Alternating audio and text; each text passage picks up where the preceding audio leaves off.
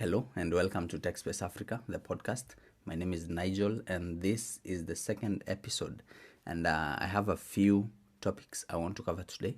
That is, first and foremost, the Tecno Phantom X2 launch. And then we have Starlink. And then we'll also talk about clean energy, e-mobility, and electric vehicles and how Kenya is adopting that scene. So first of all, let's talk about this Tecno Phantom X2. First of all, it looks hideous. If you have seen images of the device, it looks absolutely hideous. So in order to get a perspective of where my thoughts are coming from, I'm going to talk about mid-range devices from up-and-coming smartphone manufacturers. Let's talk about something like the Nothing phone. The display on the Nothing phone is a bezel-less flat display, 120 Hz OLED.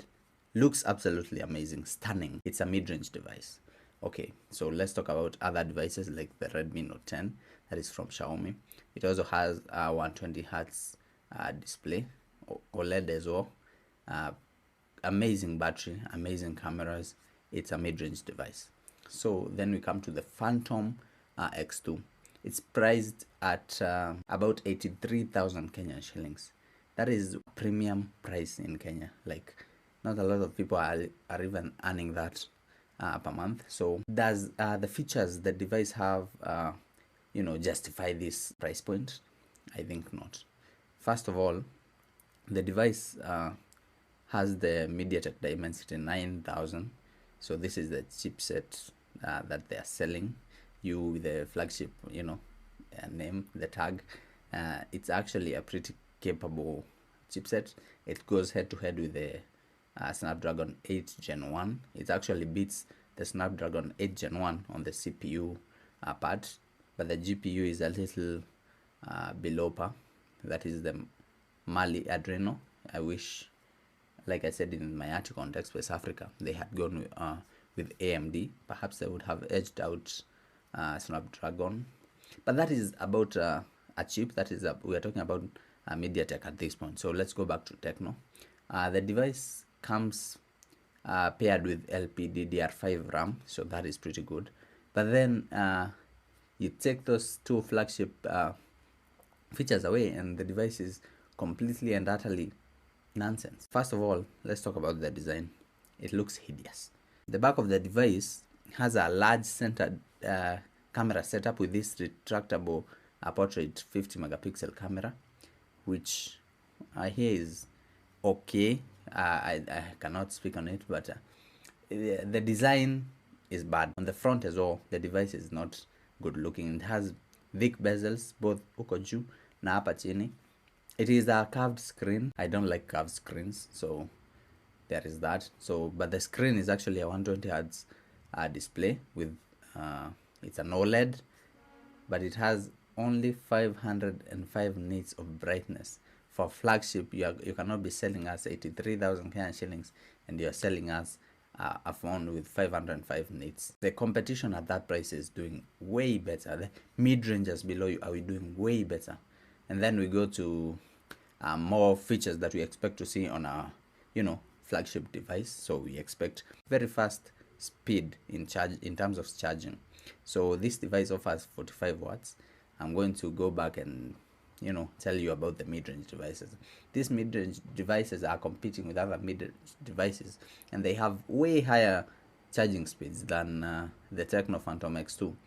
45 watts is just not going to cut it at that point unless you are Samsung, unless you are iPhone, you are Apple.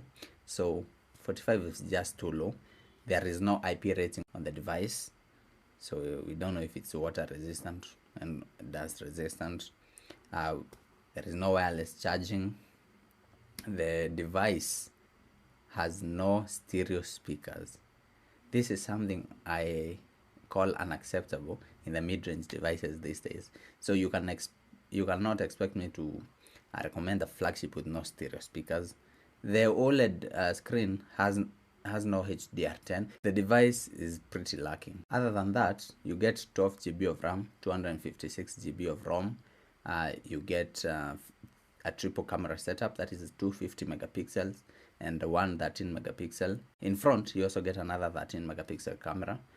The device is being endorsed by the who is who in the Kenyan media industry, so money has been poured. People will say, maybe some people will say I'm hating from outside the club. Personally, I don't think so. I call myself a critic first before a reviewer. I think the phone is badly priced. I think slapping a flagship chipset is not all it takes to penetrate into the flagship market. You have to do way more than what the iPhones and the Xiaomis and what the Oppos are doing, because this is your first attempt. You have to be better than them. You cannot just come with a retractable portrait. Who needs that? Who asked for that? You know. So those are my 2 cents on the Phantom X2 Pro. About the Phantom X2, the one that is not the Pro version, I have no thoughts. I still think it's a little overpriced. So you can think, if this is the flagship, what about this other device which, they have cut on even more features? So I wouldn't recommend those two devices launched. But that is just that on the issue of the Tecno Phantom X2. So let's talk about Starlink. Everybody's talking about Starlink right now. If you don't know what Starlink is, US-based space exploration company SpaceX is the one which is launching Starlink all over the world by sending a bunch of satellites out of space. That is so it can offer high speeds to anyone who buys a Starlink dish, a mounting tripod, a Wi-Fi router, our power supply, and cables, and then you can access the internet from anywhere. You can access the internet from the wilderness, remote areas. Starlink wants to come after that market, give some competition to Safaricom, Zuku, and the likes. So on TikTok, I did a video. I covered the prices, but I have them right here. So you will need about 73,677 for the setup. That is for the dish, the tripod, the router, the power supply, and all of that. Then you will be paying a month. I think the first base monthly subscription will be about 13,000 Kenyan shillings. There's a premium. This you pay 314,000 Kenyan shillings one-off fee, and then you pay another 61,000 a month. Yes, and then you can also, there's also a package for RVs, but I don't think any Kenyan will be going for that. So let's talk about what this means to Kenyan providers. Over the past few weeks, I actually saw that Zuku had a downtime for over 5 days, and I saw customers were complaining everywhere about that, and I think they need competition. Speaking of Safaricom, which last year I actually was at the event, they launched 5G, and their Safaricom 5G packages are for about 15,000, which is the highest tier you can buy. 15,000 a month, you will get 100 megabits per second. This is compared to Starlink's, which is about 50 to 250 megabits per second, and Safaricom's is actually capped at 1 terabyte. So once you use the terabyte, your speeds will reduce dramatically, but on Starlink it's not actually capped. So there is that. Plus on Starlink you can unaweza chukua na kambogi hivi, and then you pay like a couple of people, and then you pay for it without fear of exhausting the cap limit. So Starlink may be a good competition to these other monopolies. I'm going to call them monopolies because Safaricom is just there alone. Zuku is just pathetic. Let's just be honest. Zuku is pathetic.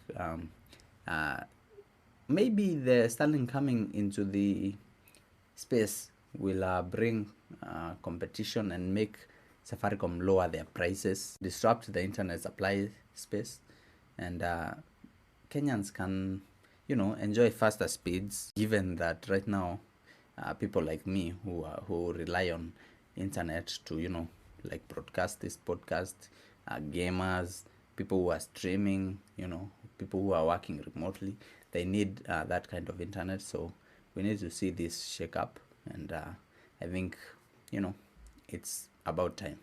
The last thing I wanted to talk about, I know I'm moving past them, but it's because I'm alone. It's my second podcast. I'm still, my nerves are still high. As you can see, I had my soda here. I haven't even touched it. So let's talk about a little about e-mobility. I want to turn into Greta Thunberg. Sorry, Top G fans. I want to talk about clean energy and how Kenya is like shifting towards that electric vehicle phase. It's been coming. We have electric vehicles, electric taxis, electric buses. We have electric motorcycles. We have hybrid vehicles which are now coming into the space, and I think it's good for the environment. I saw Kengen is actively looking to promote green transportation in Kenya. They are talking about charging points in Kenya for these vehicles, yani helping in fast tracking the adoption of green transportation. I still think it's a little early to like wait for a revolution. This will happen maybe a decade from now, maybe a couple of years from now. But I think it's a good thing to try and move towards green transportation. But I don't think it's going to come this fast. That is what I'm saying. So yeah, but it's good to see that the government actively pushing to have green transportation as the way to go. I'm just going to touch on this. This is not like a topic I wanted to talk about. I just remembered Apple just launched the new M2 chips. That is the M2 Pro and M2 Max. So a lot of people do not know how which chip is more powerful than the other. So I'm going to like create a small table. So I'm going to tell you the very first Apple chipset is the M1, followed by the M2. After the M2, you have the M1 Pro. So many people think the M2 is powerful than the M1 Pro and the M1 Max. It is not. Yeah, so I thought I would say that. Prices on this, on the maxed out new Apple MacBook is just crazy. It's at least $1 million shillings. So although it's not meant for personal use, I think Apple is just a menace to society in terms of markups and whatnot. I think it's pretty bad. Like I was looking Jana and I saw that they are $50,000 Mac Pro, like the big workstation which they used to sell back in 2019.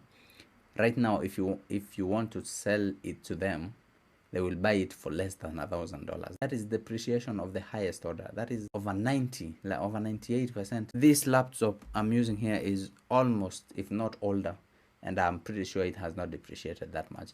I think Apple just marks up those devices so damn high. It's pretty weird. But then again, we buy and buy and buy. So yeah, there's no problem. Anyways, thank you for listening to me mumble again about tech, about some things I think, about the Phantom, about Starlink.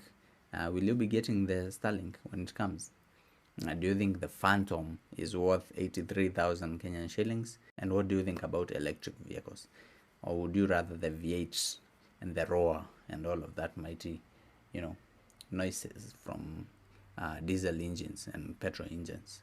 Let me know down in the comments. Make sure you maybe leave a like, a comment, subscribe. Let me know your thoughts on the topics I covered today. Let me know what I should improve. Is the lighting good? Is the audio amazing? Let me know some of these things. Am I fidgety? And I'll be happy to improve. Thank you for listening. Adios.